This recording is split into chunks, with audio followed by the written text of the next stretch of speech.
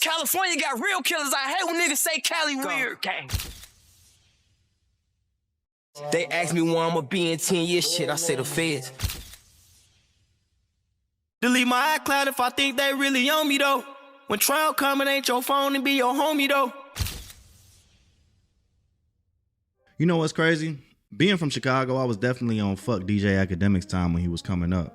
Now here I am, just like everybody else, talking about some trenches shit from the safety of my apartment. Not only that, I'm a hypocrite because I don't even condemn drill music. Killed your man, you keep on talking, better get that shit in blood. Give my shorty them a dub, then they gon' walk inside the club. Hit his little ass with that switch, I bet that switch up his nerve. I love this shit, nigga. And I'm not alone. Drill, just like any other medium or genre in its highest form, can produce some of the most meaningful and thought-provoking material. And it can also just be really fucking fun. But can we ignore the fact that some of these rappers ain't just rapping? No, we don't. We encourage it because it lends to authenticity. But let's talk about it. Warning, the thoughts, views, and opinions of this video are from an old head. Because back in my day, all I had was 500 songs on my Zoom, and I walked 100 miles to school in the snow, and I had to stay outside 17 hours a day, and I never talked back. I just said it under my breath so I wouldn't get slapped. I remember 2011. I had quit my job at Jules, got fired from my airport gig for stealing, and I'm pretty sure we was fake weed man, me and my bro Easy. We was trying to be rappers. I've lived a life. But we was sliding to the stew one day and scooped my guy Swag. Bro bopped out the crib to the car singing some shit. I hopped in the whip, still mumbling and shit. I'm coolin' with my young and what we smoke 100. I'm like, bro, what the fuck is you saying? Bro get loud out of nowhere. I'm coolin' with my youngest and what we smoke 100. All my years rapping and I was never as honest, never as authentic with my life's experiences as drill music. Keith was the one. King Louis was low-key the innovator, but Dirk is definitely a forefather. He had his own success, but I get how some would look at him like a sidekick. Def Jam clearly ain't take him serious at first. They tried to make him and Lil Reese a group. Lil Buddy almost got took out the game early. I don't think he get enough credit for the bounce back though.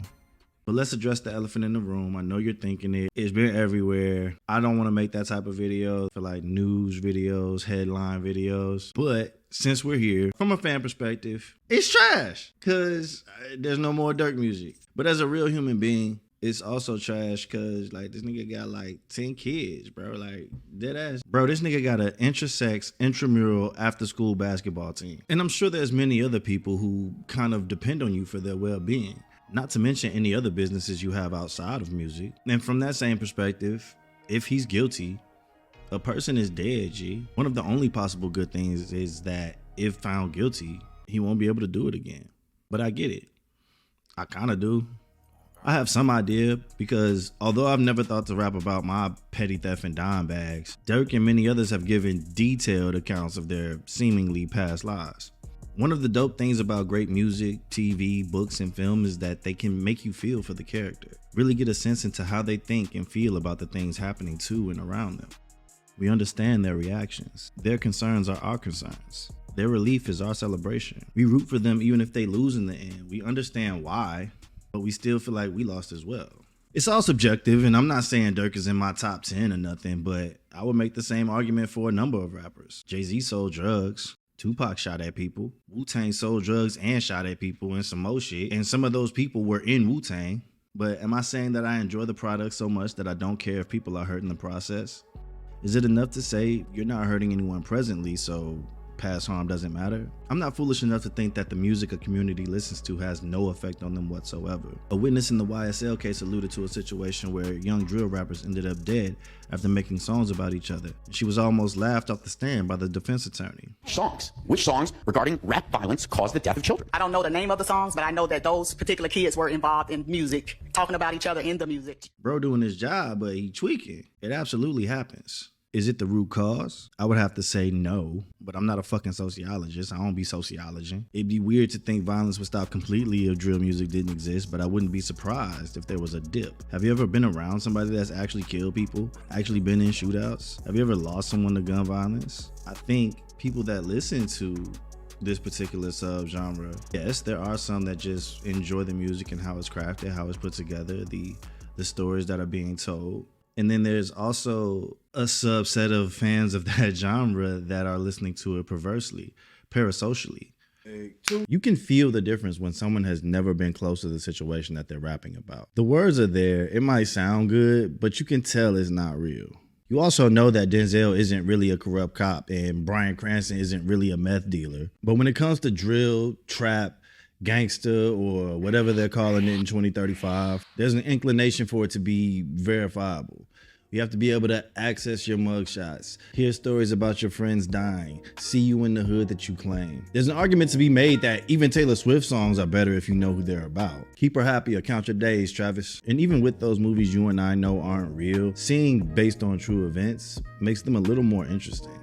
Personally, I'm okay with based on true events because it leaves room to embellish. Like, say I get into a fight, right? And it's basically a tie because both of us are washed. You think I'm not gonna get on here and tell y'all that my hands are still undefeated? I think there are artists that can convey the imagery and it simply be that. Rick Ross, I'm looking at you. Bro ain't probably ever touched the key, but it sound good. I don't care what you little niggas say. Rick Ross is not a trash rapper. I stand on that. Where did this narrative even come from? On the other hand, again, as a fan, I think the tapestry of drill, the energy of it is transferable. 9 times out of 10, I'm listening to it while I'm driving or really feeling myself like I'm really him. That's doable without violence. And I think that's the direction we should head in. And as a culture, I think we already have.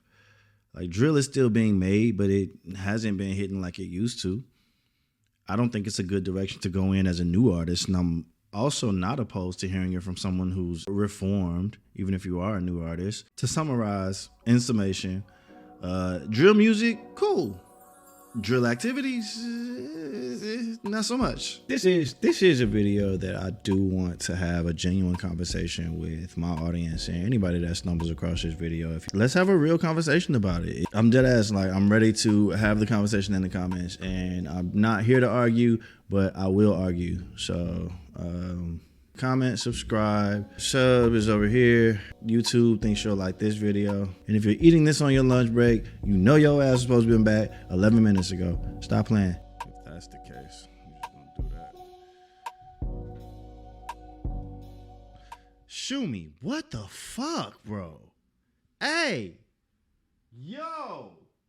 Hey. For real? Cat.